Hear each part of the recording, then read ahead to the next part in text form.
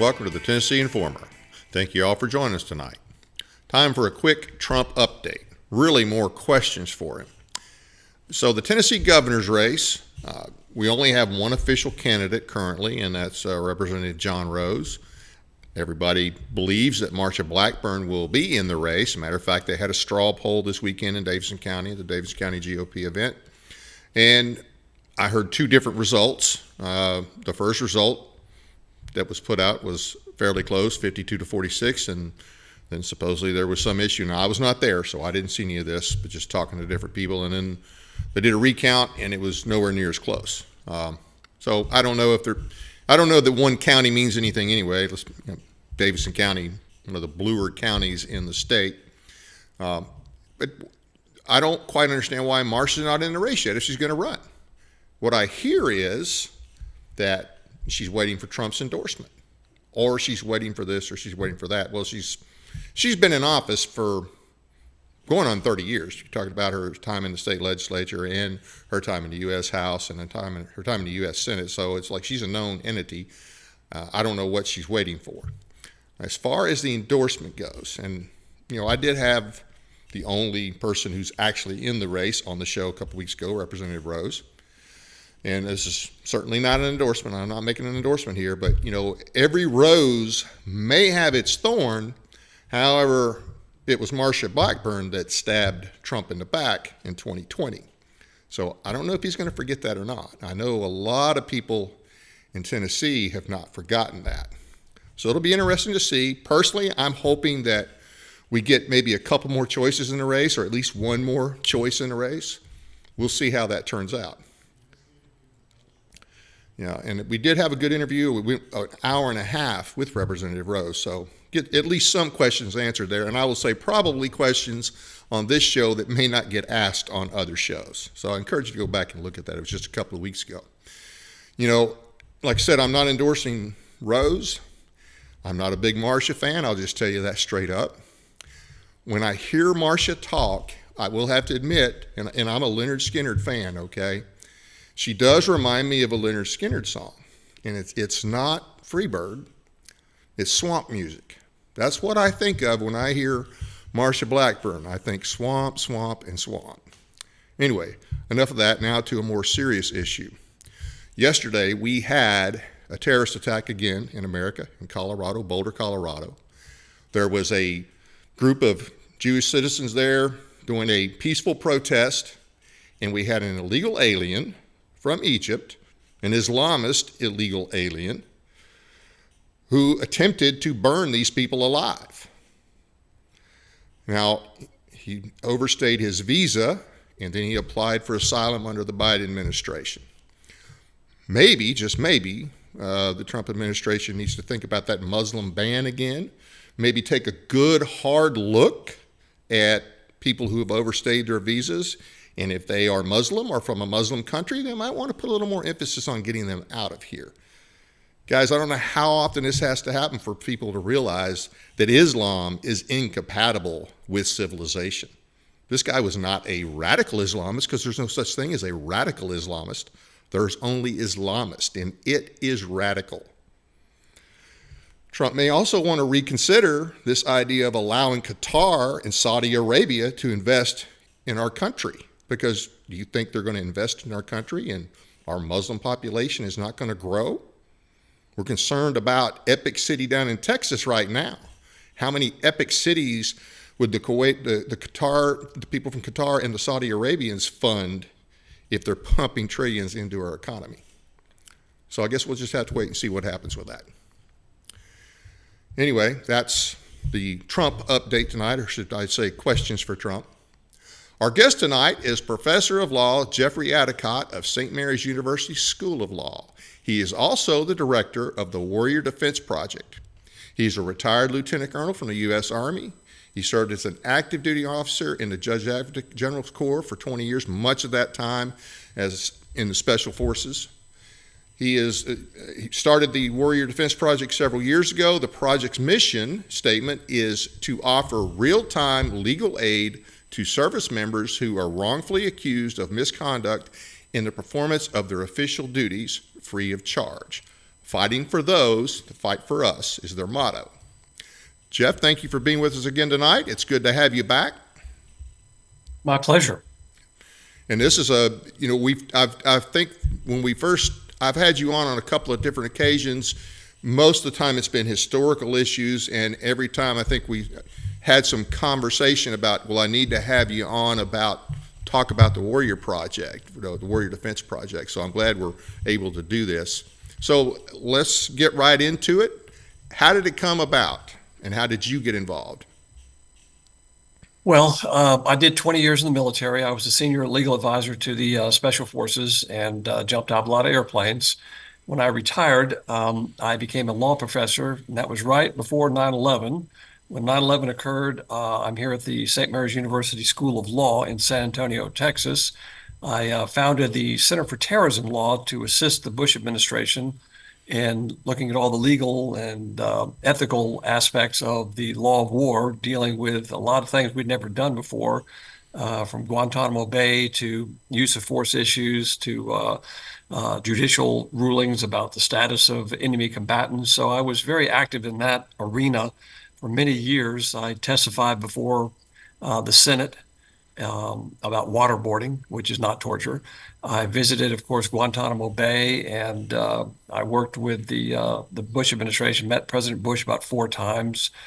And so also was on an advisory committee with the Bush administration people, did 3 amicus briefs to the Supreme Court on behalf of soldiers. And when President Trump came into office, well, actually in 2007, I was sitting in a restaurant with another Special Forces buddy of mine, and I heard about a case in Fort Bragg, North Carolina, which is the center of the universe, where 2 Green Berets had been brought back from Afghanistan and charged with murder for shooting a Taliban bomb maker in the head. And of course, I found that very disturbing, and picked up the phone and reached out to some of my contacts still at Fort Bragg. And long story short, I ended up representing these 2 soldiers at their general court martial for murder, and all charges were dropped against these 2 gentlemen. One was a captain, one was a senior NCO, and they gave me a nice little drawing, which is I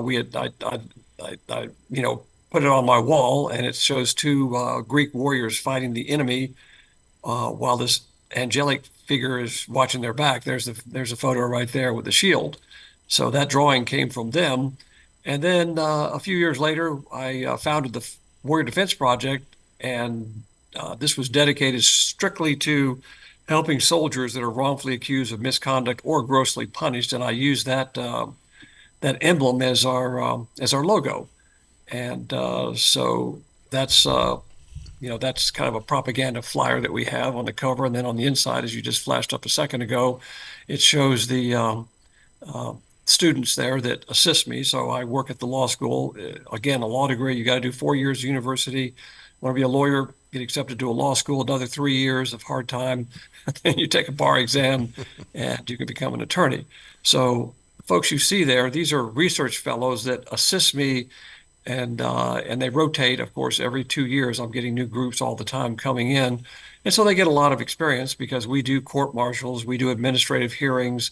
I've done cases from murder all the way down to, issues with the COVID shots, and you name it, I've done it. And so these students get a valuable experience in the real world. And to my knowledge, we're the only law school in the country. There's about 200 ABA approved law schools. Nobody has anything like this. They might have a veterans clinic that does a little bit here and there, but nobody's going into court martials or doing administrative hearings with soldiers, except right here in Texas for us. And why did I do it? Why did I stay in the military for 20 years? You don't stay in the military to get rich. It's God and country. I'm very patriotic, and I'm definitely a flag waver. My dad was patriotic, World War II vet. We've had individuals that fought in every war in this country in my lineage. Of course, we're from Alabama, so we fought for the South. But in George Washington's army, World War I, World War II, Korea, Vietnam, all of them. Lieutenant Dan has nothing on you then, right? Well, I don't know about that. You seem to be a pretty lucky fellow. But yeah, so it's just continuing that service, giving back to the country. So when I got out, I decided to do this. So I'm a full-time law professor, but this school, of course, is very gracious, allowing me the time and the opportunity to have this facility. And again, our students get great practical experience. And I guess I've done about 150 cases since we've Wow. started doing this, and our success rate is, I don't know, pretty near 99.9%. We just don't lose. Let me ask you, I want to go back to that first case you mentioned because you said 2007, Yep. two, they were group guys, a commander and a senior NCO. Yes. Okay. 18 commander and one of the members of the team. Okay. And so they were charged with murder for shooting a Taliban. I got to hear the backstory. Yeah. So What's going so they're on in there? they're in Afghanistan, 2006, late 2006. I believe, I forget the month. But A teams consist of a group of Green Berets that go out into the villages, and we work with the local villages, gather intelligence, and perform other functions there. Train the trainers, also engage in direct action when called on. So this group is embedded with a village out there in Afghanistan, out in the hills, and so they decide they're going to get some medical folks to come up to treat some of the villagers there, and they arrange for this convoy to come up with a lot of medical personnel and treatment to help out the villagers, and so they're informed by one of the villagers that a Taliban bomb maker has infiltrated the village, and they're in hut number 13. Um, and so armed with that intelligence, the captain and the NCO, they get up on top of a hill there with a sniper rifle, and they tell their interpreter to go to hut number 13, get the guy to come out. Guy comes out, and they blow his brains out. One shot, one kill. It's a good kill. Okay. Um, and of course, under the law of war, it's perfectly lawful. Under the law of war, the best time to shoot the enemy is when they're not shooting back, when they're sleeping or eating. The only prohibition, of course, and most people already know this intuitively, if they put their hands up, you can't shoot them. Right. Well, the guy didn't put his hands up.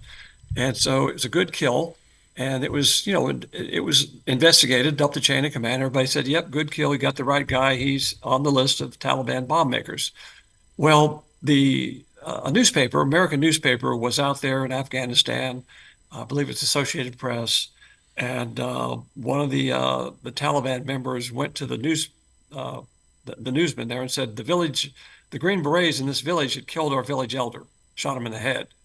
So they did no research; they just published a story. Green Berets shoots village elder, because it sells papers. A general back here in the United States, North Carolina, reads the paper and says, "Oh." Um, Calls up the one star in Afghanistan and says, I want you to prosecute these two Green Berets. Um, and the one star says, no, it was a good kill. We investigated. It was a good kill. We're not going to prosecute him. So the two star back here in Fort Bragg orders his clerk in the office to type up murder charges, and they handcuff them and bring them out of Afghanistan back to Fort Bragg to stand trial for murder in Well, the first degree. so hold on. The guy is stateside and just reads a newspaper article, calls a one star, says arrest that man. Doesn't call him and say, okay, hey, I've got this story here. Tell me what the real deal is. Yeah. That's insane. Yeah, it is insane. And the one star told him what the real deal was. He said, no, it was a good kill. The captain was a Texan by the name of Staffel, and Master Sergeant Anderson was, I believe, from North Carolina. And so they're back. They've got a lawyer. They've mortgaged their house. They've paid a lot of money. And what you need is a subject matter expert witness to testify about the use of force. Because domestic criminal law, that's true. For example, if you're a law enforcement officer and you see a criminal sitting at McDonald's eating the hamburger, you can't pull out your pistol and shoot him in the back of the head. That's murder. Right. Uh, but those rules don't apply in the law of war. It's not murder. So all I did is write up a very detailed subject matter expert witness and testimony, and that testimony, based on that, they just dropped all the charges. So it was an easy case once I got involved. And so why would that happen? Well, most of the cases I handle, again, I don't take cases unless I'm convinced that you are innocent. Right. So if you're out there and watching this show and you're guilty as hell, please don't contact me. Or you've been grossly punished. And I've got a big bullshit meter. I've been doing this for 40 something years, both 20 in the military and 20 out. So in this case, I look at each case before I put my reputation on the line to take the case. And that's why I never lose. And I don't charge any money, of course, as well. So in this particular case, the backstory is like all these cases, the military justice system works about 95% of the time very well. I prosecuted in the military justice system. I defend cases. It works very well. F. Lee Bailey, who was a famous lawyer, said the defense counsel in the Army are some of the best defense counsels he's ever seen. It's a very fair system, and that's true. So I'm not advocating, oh, the system's horrible, we got to get rid of it. No, but there's always that perfect storm where somebody's just caught up and it's the wrong time, the wrong place, or whatever. But most of these stories have a backdrop where whoever is making the charges is either incompetent or they have a power lust in their soul. So this, in order to be promoted from a colonel to a one-star general, one-star to two-star, two-star to three-star, three-star to four-star, the Army meets, they look at all the different people that are eligible, and they put a list of people that should be promoted. But generals don't get promoted unless the Senate approves it. And therefore, if you're going to get promoted, you've got to sing the song that the Senate is singing on any particular cycle. So in this cycle, the Democrat Party was in control of the Senate. And in 2006 and 2005, you remember the propaganda. Bush lied, people died, our soldiers are pillaging and raping in Afghanistan. It's horrible, the military is evil, blah, blah, blah. Right. So this general's thinking, if I'm going to get promoted, I'm going to sing their song. I will prosecute people under my command. So when I go before the hearings in the Senate, I can say, you're right, our soldiers are horrible. And look at me, I'm prosecuting these soldiers. Please promote me. That's why he did it. And he was promoted to three-star. Now, the rest of the story, the Department of the Army IG got involved, and he was forced to give back one of his stars and retire. So he retired as. You should have gone to jail. Should have, yeah, because when the two Green Berets were pulling out of that village, the Taliban came in and killed everybody that talked to the Green Berets. Surprise, And the surprise. they lost a lot of money. I didn't charge any money, but their other attorneys lost a lot of money, a lot of sleepless nights. A lot of harm was done by this person. And 18 other cases were also dismissed when this thing broke that this general had referred. But that's why he did it.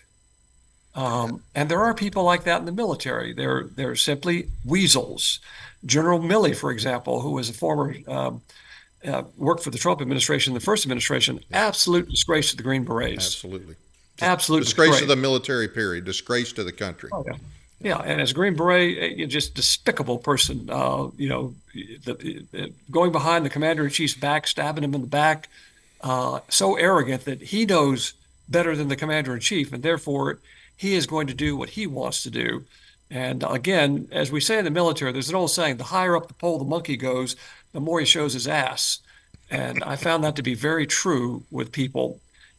There are some great generals out there, but there's a lot of them that are simply weasels. Yeah. They're yes people, and they will do whatever it takes to get promoted. They don't care about the troops. They don't care about the soldiers. They're incompetent and they're arrogant to the max degree. And those are the people I'm usually dealing with. I've met a lot of those. I got two quick questions. So when that general decided he was going to prosecute him, I mean, he would have done all the paperwork would have been done there at Fort Bragg and submitted to Afghanistan. So the JAG on Fort Bragg would have been the ones that got everything together and sent it over, right? Yeah. Well, actually, the general, to my knowledge, he told the clerk to type it up at the JAG office, and then he just bypassed everything and did it. And then, the JAGs fell in line, obviously, but we know that Pete Hegseth right now has a problem with many of the military JAG system, and so did I. I mean, I was a JAG officer. I served with some very honorable people, but there were some people that were just, they're just human beings. I mean, any endeavor, the military, law enforcement, lawyers, doctors, you name it, you've got people there, and X amount of people are just, they have no honor, no integrity, and we just have to deal with them. So the military is no exception, but there is a esprit de corps in the military that has to be maintained, and usually we hold ourselves to higher standards, God and country. For example, in my own case, I think I met that criteria. I'm a Southerner. I like my heritage. The things I like about the South, I like a lot. There are things I don't like, but the things I like, I cherish.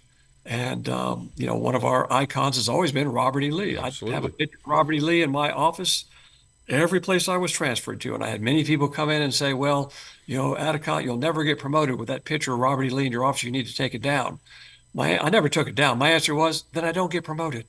Don't care. Honor is too important to me than getting promoted. Now, I got promoted along the way because I did a good job. I put my heart and soul into my duty, and I didn't play. I just was true to myself. So I tell people, when the left and the virus of the politically correct come after you, they're like a wild dog. If you run from them, they're going to bite you. If you turn around and look at them, they won't do anything. Yeah. They just won't. So be true to yourself. Life is way too short to sell your soul for a mess of pottage, as we know from the Bible. Millie, are there things that he could still be prosecuted for some things that he did at that time, correct? You could be brought back into active duty and prosecuted for treason and other charges. I would love to be, get that tasking from the Trump administration because I could gin up a charge sheet on him, no question about it. You don't have to Absolutely. gin it up. You just have to write it down, correct? No, the evidence is overwhelming. Again, and again, that's the way it goes. A lot of these people, they rise to the top because they tell you what you want to hear, and they care more about themselves. They're very arrogant people, and that's the definition of arrogance. An arrogant person is they're insensitive to other people, and they're hypersensitive about themselves. James Comey is another example. Locked in arrogance. Yeah. And there's no shortage of those people, unfortunately, and way too often they get too high up in the food chain. Now, not everything. I do want to talk about some of the other high-profile cases that you've dealt with, but before we do that, you deal with some of the more mundane cases as well. So it's not like, okay, look, unless you're charged with murder, I'm not interested. It's you do, I won't say lesser things, but less high-profile issues as well, right? Oh, absolutely. I just had a case, just one of the low-level cases. I had a enlisted personnel. She was at boot camp here at the Air Force in San Antonio, and they were going to disenroll her, and because they said that she had a condition that she did not disclose because she had she was throwing up on the track there, and so I tried to go meet with her. They tried to stop me from meeting with her, but of course I'm a retired military, so I got on post anyway.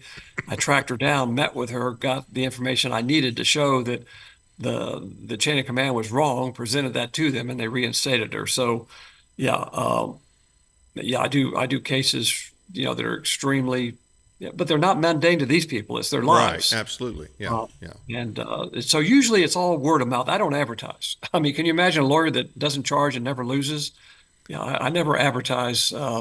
It's all word of mouth that people hear about what I've done, and they call somebody that calls somebody, and then they call me up, and I look at it, and there are cases that I turn down, but so it's word of mouth. But yes, if you can get to me and talk to me, it's a legitimate case. And again, I do it all over the country. I mean, done cases from Washington State to Florida, Pennsylvania, California, Navy SEALs charged with all sorts of nonsense, everything you could think of, 150 of them. Wow. So let's talk. Let's go. This picture that's up there. That is This is a Marine JAG officer, and usually when I come into a case, first thing I ask is, who's your lawyer? And if they've got a lawyer, my second question is, okay, inform the lawyer that you want me to join their team. And in many cases, they had a lawyer, but they got rid of the lawyer because the lawyer wasn't doing anything for them except taking their money. But when we have a court martial, I'm obviously working with a JAG officer at the court martial. This particular Marine JAG officer is very competent. We worked together on a case. Individual was in the National Guard, charged with sexual assault, and a bunch of National Guard people got into a hotel off duty, were drinking a lot and doing all sorts of untoward activities, and et cetera, et cetera. Bottom line on this case, charges were This guy was unlawfully targeted, innocent of the charges, and we were able to get the court-martial dropped, and he was administratively discharged. Better than what he was facing, no doubt. Oh, yeah. Oh, yeah. So, what are some other high-profile cases? Yeah, so this is Aaron Allman and his sister. His sister is the one that contacted me, and he's a artist, Air Force, 18 years of service, combat photographer, uh, great soldier. He's in North Dakota, Minot Air Force Base. He gets in an altercation with a couple of individuals, females, and makes some bad comments to them. I won't go into the details, but he uses military language. They got upset and falsely accused him of sexual assault. Got some other girls to claim falsely that he had sexually assaulted him, grabbing their butt, getting into a Humvee. Another one, he had tried to, take naked pictures of her, do all this type of stuff. I investigated the case, presented to the convening authority all sorts of evidence that on the day that some of these alleged incidents occurred, he wasn't even in the state. I have absolute proof he wasn't even there. The Humvee incident, I got 7 other witnesses say, no, it never happened. The investigators, they asked these 2 females when they said that he was texting him untoward activities, where's your cell phone? Oh, I lost it. They got a hold of his cell phone, nothing, no information there at all. So they were clearly lying. But the convening authority would not drop the charges. Why? Because at that time, we have this wokeness going on that if a female, particularly a lesbian female, makes an accusation against you, you're going to go to a court-martial. Because otherwise they will go to the press and say the general refused and covered up good old boy stuff, this individual that's sexually assaulting, me and my friend. So the general forced him to a general court-martial where he's facing decades in prison, 8-day court-martial, not guilty on all charges. Wow. But it put him through the ringer, absolutely. And what repercussions did they face? Nothing. Nothing ever happened to him. Nothing. This is during the time of wokeness when, hopefully those days are gone and people will be held accountable when you misuse the law. Right. And that's what these 2 individuals did. They didn't like him. And again, he had poor judgment. He used some very ungentlemanly language towards them, which he should not have done. But that doesn't give them the excuse to make up false accusations and ruin his marriage, mortgage his house, and drag him through this process. Mm. And that happens a lot. I don't think that's just a rare instance. Those kind of things have happened a lot. It does. I've had several cases like that. I just did a case this year of a 2-star general here in San Antonio, falsely charged with sexual assault, 2 counts. Overwhelming evidence. Article 32 officer recommended all charges be dismissed because there's no evidence that occurred. The general, of course, same dilemma. If I dismiss the charges, they're going to say I'm covering things up. So we sent him to a general court-martial, found not guilty. And, but again, he's guilty of adultery. It was a consensual relationship. But on the other hand, there are sexual predators. There are people that need to be put under the jail. Right. For what they do in terms of sexually assaulting female soldiers. And I would never defend a case like that. So you've got to convince me, first of all, that you're innocent before I'll take your case, because we do have people that are actually, monsters and criminals in uniform that commit horrible crimes. So some other high-profile cases. I think there was it Waddell, Long? Oh, Waddell. That's one, and Waddell, then was it Longmire? Longmire, was that the name? Yes, Lohmeyer. Matthew Lohmeyer was an Air Force. I assisted. We had a team of attorneys and asked me to join, so I assisted in his plight. He was an aide to I believe a 3-star general, and he objected to DEI and that type of forced training in the military. This is during the Trump administration when Trump had banned it. But this is right at the end of the Trump administration, and long story short, his boss fired him. They relieved him from command.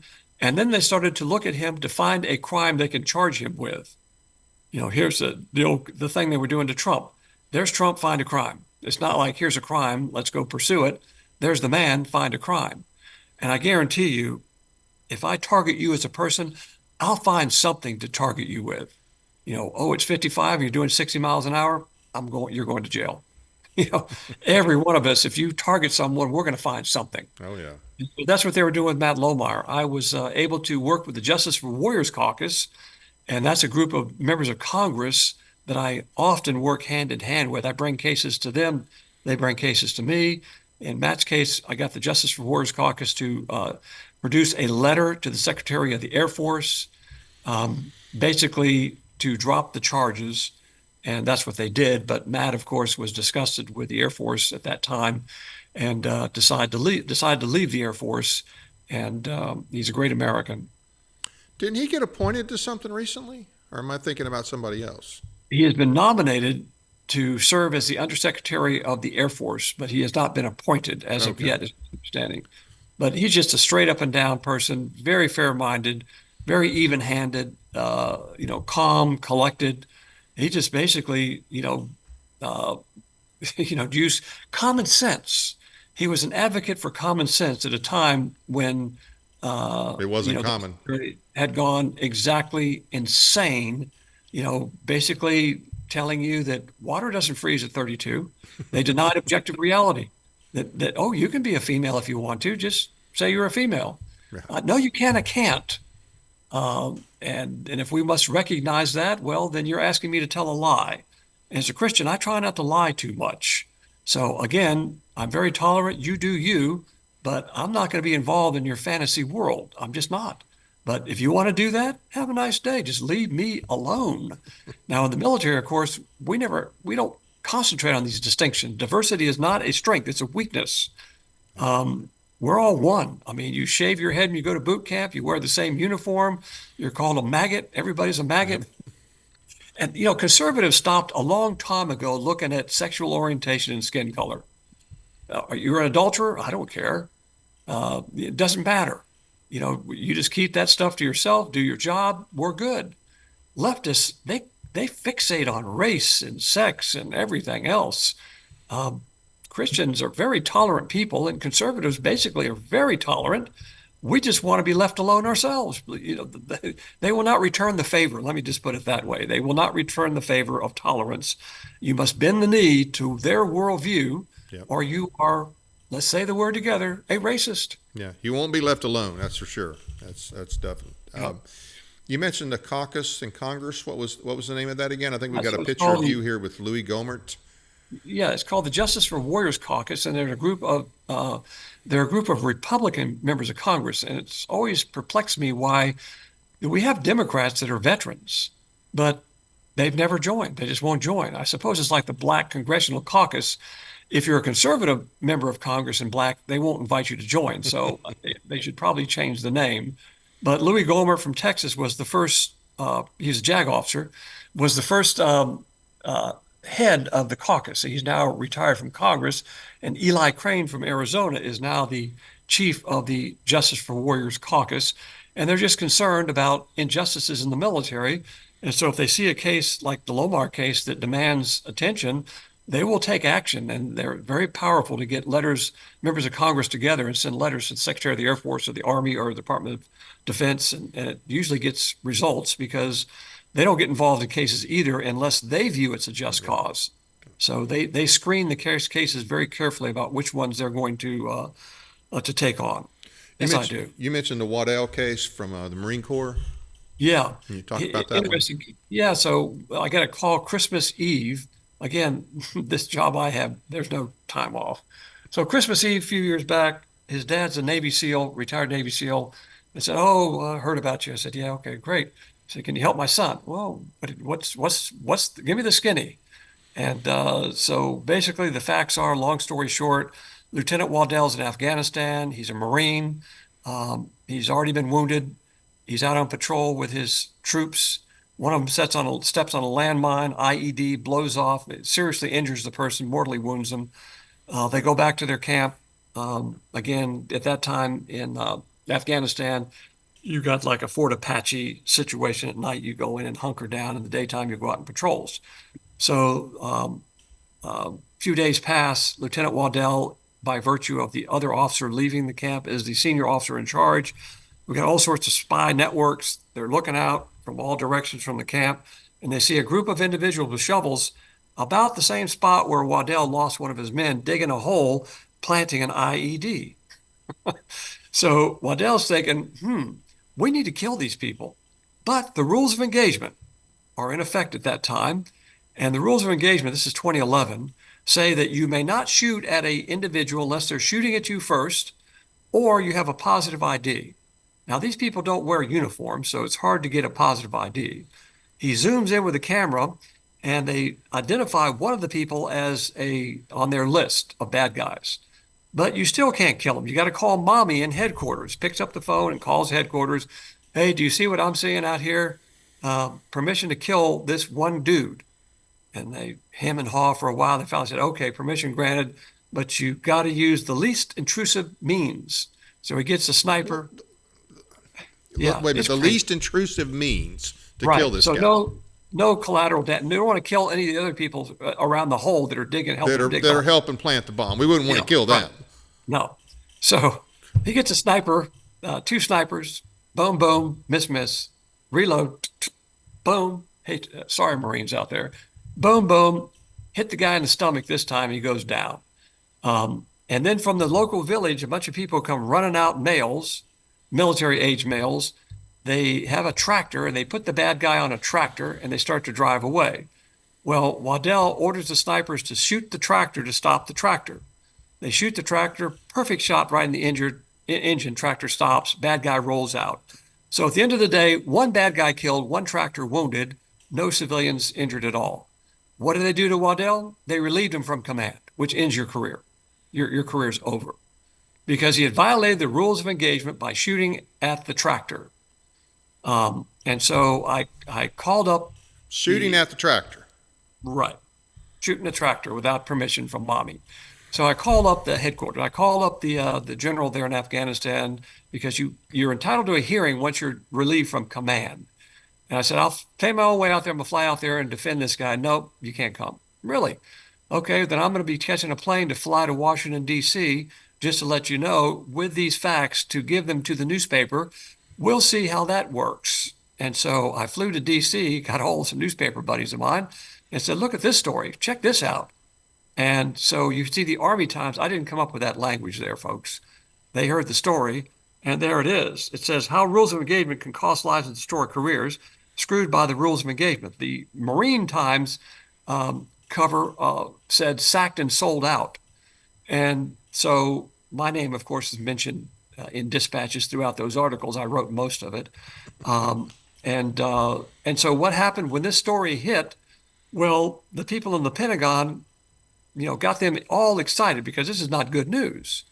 And so the next thing I know, I get a call. Well, Waddell has been reinstated and he's not going to be kicked out of the military. He's going to the post-Navy graduate school in California. And so he is now a lieutenant colonel in the Marine Corps. Everything ended well. But one final story on this, the type of people we have that we need in the military, Lieutenant Waddell, when I first called him up with his dad, he said, I don't want you to represent me.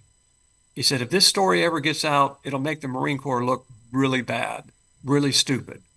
And he was serious. He said, no, I care more about the Marine Corps, the Corps, because people would, when they just won't believe this crap. So we told Josh, and we said, Josh, this is not just about all the other hundreds of people that are getting screwed by the ROEs. And then he relented. So that's the type of people we need to keep in the military. God and country. They don't do it for money. They don't do it for anything other than God and country. So I wrote, I've done many rules of engagement cases. I wrote a law review article. I do a lot of writing on these things. So I wrote a law review article on rules of engagement, how they're destroying, our soldiers, et cetera, et cetera. The good news about the Trump administration, when he was destroying ISIS, the first thing he did is he got rid of the rules of engagement. He said, you can use violence at the low level. You don't need to call mommy for permission to kill somebody. If you identify they're an enemy combatant, kill them. And that's how we destroyed ISIS. That's what you should do instead of these pansies that we have as leadership that have these rules of engagement that get our soldiers killed. Because basically you tie one hand behind their back and tell them to go into combat. It's insane. Absolutely insane. Our enemy doesn't respect us for this stuff. They laugh at you. Oh, yeah, absolutely. Absolutely. We've lost a lot of good people. Extortion 17, a case I worked on, lost a whole bunch of Navy SEALs were killed. The largest killing of Navy SEALs Yeah. occurred in 2011. I worked on that case with one of the gunners on the ship, the gunship. She could have stopped the Taliban that shot that RPG into the helicopter, killing all those people, and yet the rules of engagement prohibited her from doing it. And she asked 3 times for permission to kill the enemy. They denied it. Denied it. And so let me ask you, the person that denied that, and I understand that was probably going on 20 years ago now, and I've met the family. They live here in Tennessee. Yeah. Could they still be found liable for anything for denying that and basically killing all No, those Marines? no. Did you see the film Fallen Angel? I don't think so, no. Yeah, you need to watch that. That's a whole story about Extortion 17. I'm in there doing part of the interview on that as well. So no, because in the military, uh, military personnel are immune from civil suit. Otherwise, the army would be broke because no, the commander sends you up the hill and you get killed. I'm going to sue the No, no, commander. no, no. But I'm saying, okay, she saw something. She was overridden. Yes, She was she was not followed. allowed to Right. She protect would have been those guys. court-martialed if she shot these people. She would have been in trouble. And so she followed superior orders, as we're trained to do, follow orders. She had the opportunity to kill the Taliban members that subsequently used that RPG to shoot down the Chinook and kill all those Navy SEALs. She could have killed those people. She was in a gunship flying above the valley, the Hmm. C-130. They identified him through various night vision Right. capabilities, Yeah. saw him, request permission to kill, denied. Yeah. Saw him again, request permission to kill, denied. And that's the thing right there. Once the enemy was identified, there should have been no question. She shouldn't have had to ask for permission. Once the enemy was identified, she should have been able to take him out right then and there. Yes. Well, again, that was the Obama administration, and that's the cost we have when we have poor leadership. Again, if we have good leadership, the American people prosper, our military prospers, our economy prospers. We got bad leadership. Just because just because you have a new toilet, it's the same old crap. You've got to have new leadership, and like Trump. I mean, I tell people, don't listen to him with your ears if you get upset with his language. Listen to him with your eyes. What's he doing? He's closing the border. He's brought Yeah. pride and honor back to the military. We're not worried about wokeness and concentrating on the things that divide us. We're one team, one fight. It's very refreshing. Yeah, and the military definitely needed it, and it's going to take a while to repair the damage. That's for sure, because as you know, it's a big institution, and you don't get rid of all the bad eggs at one time, unfortunately. Now, The virus is still with us.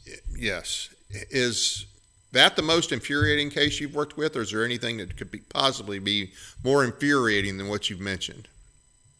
Well, you know what? To tell you the truth, I thought about that question. Every case I take infuriates me. I mean, I put my heart and soul into these cases. That's why I don't lose. I leave no stone unturned, and people know that. I mean, one of the great benefits I have when commanders find out that I have taken on a case, they'll Google me and find out, and the word spreads. I've had commanders that just throw the person back in the water. They don't want to mess with me. So no, okay, we're good, because they want to get promoted, Right. because they know that I'm going to make them look very bad. And I have a lot of contacts in the media. Many of my cases have made front page national news, and they know that. So they many of these people, they know who I am. And so, that's a tool that I use to my advantage. I want them to know who I am. And so those are some of the cases that made front page news that we have featured right there. And so I seek that because it makes my job easier, because a lot of these cases, it's not, I don't go into court all the time. It's really a battle. It's a battle of making them do the right thing. And what forces them to do the right thing is, I'm going to get you in trouble for what you did. Your name's going to be in the newspaper and you won't get promoted. So basically, injury and insult if they're on the wrong side of this issue, then. Yeah, and again, so I just, I'm every case upsets me. Every single case is like, what? Because I take cases that make me say, what? You got to be kidding me. Some of the stuff you can't even make up. Yeah, that's why you take them, because they're so outrageous, right? That's Yeah, part of it. And it's gratifying to me too, as an attorney, I like combat, and this is legal combat. And, I'm pretty good at it, and I enjoy doing it. So I'm going to keep doing it as long as the good Lord's got me here. So, is there any other cases you want to talk about? I mean, you've covered a lot of high profile situations there, and hopefully these kind of things go away. Yeah, I like cases that come in clumps. So a while ago we had a whole bunch of people that I represented called the GRAP, Guard and Reserve Assistance Program. Right. And these people were being titled by the CID, their careers were being destroyed, they couldn't get concealed weapons permits, couldn't get security clearances. Long story short is I helped just by getting the CID to go back and look at all these cases. I was able to flip hundreds of people and get justice for them because I relentlessly fought for about 4 or 5 of them, and was able to get the attention of Congress and the Justice for Warriors Congress and get that overturned. I've been trying to do that with the COVID vaccine issue. A lot of our soldiers, their absolutely lives destroyed by this nonsense with the vaccine mandate. It was all total deception by our government and total cave by the military, just following along and not even asking any questions, and deceit and lies and the whole 9 yards. You're supposed to take care of the troops. I mean, that's the Right. main thing you do as the leadership. Take care of the troops. It's all about the troops. And so, I like to get cases that have a general theme where I can knock off a whole bunch of, provide justice for a whole group of people that are in a similar situation, similar boat, like getting rid of the ROEs. I mean, that helps a lot of people. Yeah, the ROE has been insane. From I was in OIF 1 and then went back in 05, 06. And the ROE was just crazy even then. And that's the Bush administration. That was before Obama. The thought of going to war under Obama, I'm glad I was out of the Army by then, but even under the Bush administration, Yeah. even by the second time over there, and granted the second time over there, I wasn't going out and about much. I was mostly on the fob the second time. But just talking to people that were going in and out and listening to some of the ROE, and it got to where they also didn't have confidence that if something happened, they became hesitant to react sometimes because they were afraid they would get left out there flapping Yes. if something You're right. happened. They didn't. No, They didn't trust their leaders. Bush is just as guilty as Obama, and there's no question about that. This bunch of nonsense. It's not how the job of the military is to meet the enemy, destroy the enemy, and leave. No long hot showers. We don't seem to learn that lesson. Trump understands that. Bush didn't understand it. Obama didn't understand it. Biden certainly, I don't know what he understood. Yeah, that's a good question. He may not have understood half of what he signed. So we'll see how all that turns out. Any updates on the COVID stuff? Because I think they were offering all those people to be reinstated. Yes, they are, but there's a whole group of people that the reinstatement is not going to provide justice for them. Some of them were actually prosecuted, so we're seeking a blanket pardon for everyone that was administratively or judicially prosecuted for not taking the COVID shot. And so that's another organization. Another organization I work with is called STARS. And I just joined their board of directors. It's a very competent group of retired general officers and other individuals that are concerned about, doing the right thing, getting our military back on track. I usually don't join up with other organizations, but this is a very competent group, STARRS, and they work tirelessly, selflessly for our military. And it's God and country. That's our motto, God and country. So how can the public help with that?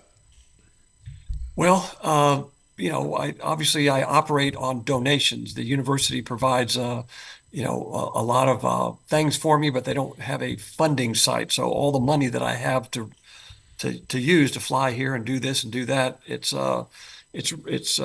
do private fundraisers every once in a while, do conferences, but I always tell people be very cautious where you give your money. There's so many crooks out there. I encourage people, if you're in Texas, come to San Antonio, look at my facility. I'll be happy to walk you around, show you exactly what we do. But if you have an interest, if you have, uh, unlimited funds or funds that you want to donate, contact me directly and I'll meet with you and talk to you directly. But there are so many crooked lawyers out there, oh my golly, that raise money off of soldiers that they defend and make untold amounts of money and put it in their own pocket. I've seen that. It's really bad. I won't mention any names, but that's why I'm not associated with any other group because I've seen some of these crooked organizations that fundraise off of soldiers. And if you get little flyers in the mail, you've seen these things. Mm-hmm. Send us $20, send us this, and don't send the money until you know exactly what these people do. Because what the scam is, they say, well, we're a nonprofit. Well, really? Well, why are you driving a brand new car? And where'd you get that townhouse there? Oh, those are just operating expenses. I drive a 2004 Ford pickup truck with 462,000 miles on it with a couple of bullet holes in the side. I'm very satisfied with what I have. And, I don't do that. So the nonprofit thing sounds great, but you really got to be cautious. But I'm not trying to discourage people from contributing because we cannot operate without private donations. There's no doubt about it. And you said you would do a conference. So let's say, for instance, we wanted to get you to come to this part of Tennessee because Fort Campbell's not that far. I'm sure there's been somebody done over. Yeah. What would that cost to have you come out and do a conference approximately? Oh, nothing. I'll fly out there and do a talk. I do appreciate if people pay my airfare. That'd be nice. Right. But I wouldn't think about having you coming out without doing that. But I was just yeah. I So just figured no, expenses, at least. yeah, no. I mean, I've done two conferences in San Antonio. Well, one in Houston, one in San Antonio. One was on border security, and then one was on veterans' rights. So I'm planning on doing a conference this year on terrorism issues, which are in the news. So again, my mainstay is I'm an international expert on terrorism law. I wrote the literal book on it. And so I've done over 5,000 speeches all over the world, from Egypt to England to France to Russia, Ukraine, you name it, I've been there. Yeah. So I am a subject matter expert in terrorism law, international law, national security law. Yeah. Um, so yeah. We had Happy you to speak here in Paris. Oh, good. It's been more than 10 years. It's probably been closer to 15 years. We had you come and speak on the terrorism issue. I think you did. You all paid my airfare and stipend for food and gas or whatever it was, rent a car. But Yeah. uh, yeah, so I'm cheap. I mean, And when I've I had say some we, people. I don't mean Tennessee Informer. Tennessee Informer, it was a Tea Party group we had at the time here in Henry County at the time called Volunteers for Freedom, and we brought you out here to speak. So we may need to think about having you come back. Any closing thoughts?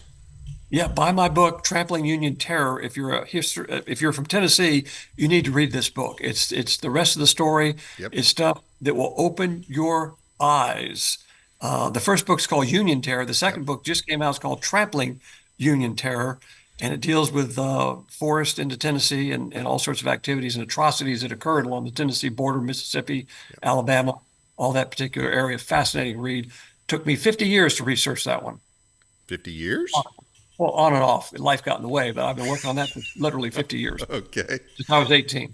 Right. Yeah. Well, I've read the first one, Union Terror. I need to get the other one and read that, but I'm looking forward to it. And had you on. I think the last time we had you on, we talked about that. The first time we talked about your first book. Yeah. And I guess maybe I'll have you on next time when you're available, and we'll talk about terrorism law. Okay. Sounds good. Yeah. So Sounds good. hold on. Producer's got a question. Say. Okay. You're now officially alumni. You've been on here 3 times. You're alumni. For whatever that's worth. So anyway, Okay. all right.